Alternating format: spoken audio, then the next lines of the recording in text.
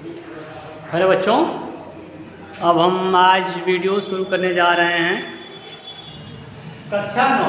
आप देखिए बोर्ड पे आपको दिख रहा है, ठीक है बच्चों। एसपीटी का गाजीपुर, ठीक है। मैं कक्षा 9 गणित की पहली क्लास स्टार्ट करने जा रहा हूँ। तो इसमें आपको देखिए, आज मैं यही बताऊँगा इंट्रोडक्शन में कि जो आपने अब तक सीखा, जैसे 1 से 8 तक आपने क्या पढ़ा, उसके बारे में आप क्या कितना जानकारी हुई, अब वो आपके ऊपर डिपेंड करता है क्या सीखे क्या नहीं सीखे आप।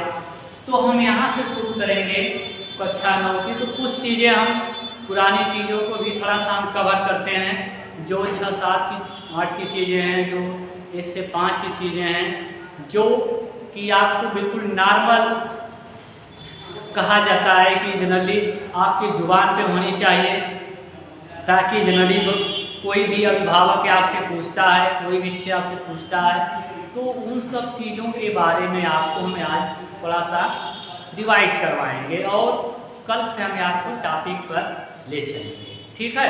तो आज हम पीछे की चीज़ों को हम जानेंगे कि उनमें क्या क्या, ठीक है। तो आज हम आपको बताते हैं प्राकृतिक संख्या, यानी शुरुआत कभी भी करेंगे, गणित की शुरुआत करते हैं तो भाई हम संख्या से ही चलेंगे, ठीक है। तो प्राकृतिक संख्या क्या होती है उसके बारे में हम बताते हैं आपको। आपने क्या पढ़ा क्या नहीं वो अलग बात है, लेकिन हम आज बताते हैं, उसको आप सुनेंगे, ठीक है। प्राकृतिक संख्याओं के बारे में, यानी वह संख्या जिससे हम गणना शुरू करते हैं या गिनती शुरू करते हैं, वे सभी संख्याएं जो कहलाएंगे वो प्राकृतिक संख्या के अंतर्गत आएंगी। जिन संख्याओं के द्वारा, मैं लिखता हूँ, देखो पहला हम लोग पढ़ेंगे संख्या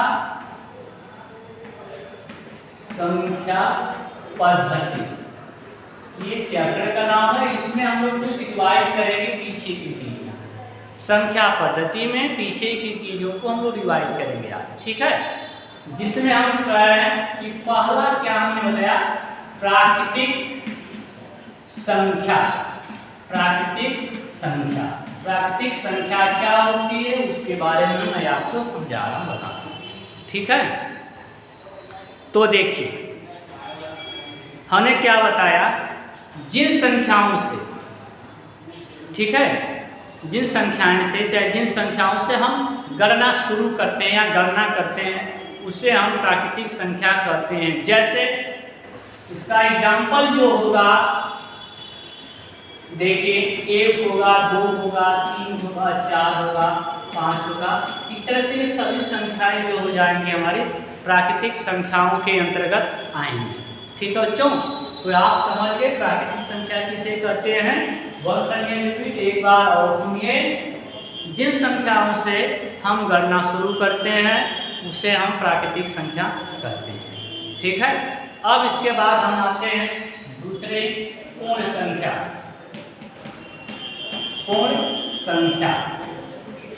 ठीक है, पूर्ण संख्या क्या होगी, ठीक है। बहुत सिंपल सी परिभाषा है, ध्यान से सुनिए। पूर्ण संख्या क्या होगी, ठीक है। जीरो सहित प्राकृतिक संख्या को, जीरो सहित या शून्य सहित प्राकृतिक संख्या को हम पूर्ण संख्या कहते हैं। वंस अगेन रिपीट, एक बार फिर करता हूँ।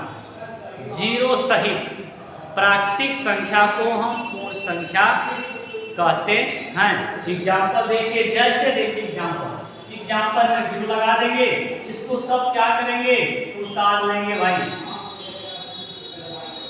ये संख्याओं को आप उतार देंगे, यही सब क्या हो जाएगा, पूर्ण संख्या कहलाएगी, ठीक है। अब इसके बाद हम लोग चलते हैं पूर्णांक संख्या, ठीक है। पूर्णांक संख्या इसका पढ़ेंगे पूर्णांक संख्या, ठीक है। अब देखिए ऋण पूर्ण, सुनिए परिभाषा, ऋण पूर्ण, धन पूर्ण और जीरो सहित संख्याओं का युग्म, जीरो सहित संख्या का समूह पूर्णांक संख्या कहलाता है। ध्यान सुनिए, ऋण पूर्ण, धन पूर्ण और जीरो तीनों का जहाँ सम्मिलित रूप देखा जाएगा उसे हम पूर्णांक कहते हैं। देखिए यहाँ पे यदि -3 लिख दिया हमने, -2 लिख दिया, -1 लिख दिया, 0 लिख दिया, 1 2 3 लिख दिया, तो ये इस तरह से ये संख्याएं, बहुत सारी संख्याएं होती हैं। तो इन संख्याओं, ऐसी संख्या जहाँ कहीं भी आपको दिखे आप समझ जाइएगा ये पूर्णांक संख्या की बात की जा रही है बच्चों, यह पूर्णांक संख्या है। ठीक है, अब हम आते हैं सम संख्या के बारे में बात करते हैं। चलिए चौथा नंबर जो होगा सम संख्या। सम संख्या, तो सम संख्या के बारे में आप लोग थोड़ा ज़्यादा जानते हैं इसके बारे में, क्योंकि पिछली कक्षाओं से आप पढ़ते आ रहे हैं। तो सुन लीजिए मेरी तरफ से, वह संख्या जिसमें 2 से भाग पूरी चली जाए ना, वह संख्या जो 2 से पूरी विभाजित हो जाए, वे सभी संख्याएं क्या कहलाएंगी? सम संख्या कहलाएंगी। ये सब आप बहुत पहले से पढ़ते आ रहे हैं, जिसको आप जान सकते हैं। ठीक है, तो सम संख्या के बारे में बिल्कुल आप पहले से पढ़ते आ रहे हैं, इसमें कोई डाउट आपको नहीं होगा। ठीक है, अब एग्जाम्पल की बात करते हैं। 2 हो जाए, 4 हो जाए, 6, 8, 10 इस तरह से ये सभी की सभी संख्याएं क्या हो, जीरो भी होगा। ठीक है, तो ये संख्याएं क्या हो जाएंगे? सम संख्या। अब आती है बात विषम संख्या। अब पढ़ेंगे 5वां नंबर विषम संख्या। विषम संख्या, तो विषम संख्या के बाद आप क्या कर सकते हैं? ऐसी संख्याएं जो 2 से पूरी विभाजित न हो, जो 2 से पूरी विभाजित न हो, उन्हें हम सम संख्या, विषम संख्या कहते हैं। एग्जाम्पल क्या होगा? 1 3 5 7 9 11 21। इस तरह से बहुत सारी संख्या हैं जिसको आप अपने तरफ से कवर कर लीजिएगा। ठीक है, इसके बाद हम बताते हैं आपको परिमेय संख्या। क्या पढ़ाएंगे? परिमेय संख्या। अब देखिए यहाँ पर परिमेय संख्या, यहाँ से मतलब बिल्कुल क्लियर आपको जानना है, तो टॉपिक में आगे आपको नाम मिलेगा। तो परिमेय संख्या, ऐसी संख्याएं, सुनिए परिभाषा इसके, ऐसी संख्याएं जिसे P/Q, जिसे P/या P/Q के रूप में लिखा जाए, P/Q के रूप में लिखा जाए, जहां Q नॉट इक्वल टू 0, जहां Q नॉट इक्वल टू 0 हो, तो ऐसी संख्याओं को हम परिमेय संख्या कहते हैं। ऐसी संख्याओं को हम परिमेय संख्या कहते हैं।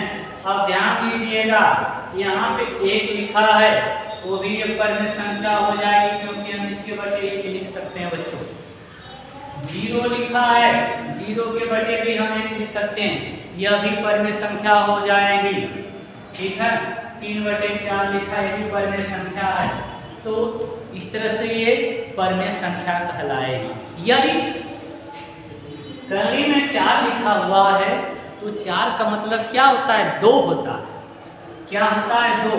तो यह भी क्या है? परिमेय संख्या कहलाएगी हमारी। ठीक है, तो आपने परिमेय संख्या के बारे में जान लिया। अब पढ़ते हैं अपरिमेय संख्या। लास्ट पढ़ाएंगे आपको अपरिमेय संख्या क्या होती है, उसको जानिए। अपरिमेय संख्या, अपरिमेय संख्या क्या होती है, इसके बारे में आप जानिए। ठीक है, अपरिमेय संख्या है ना।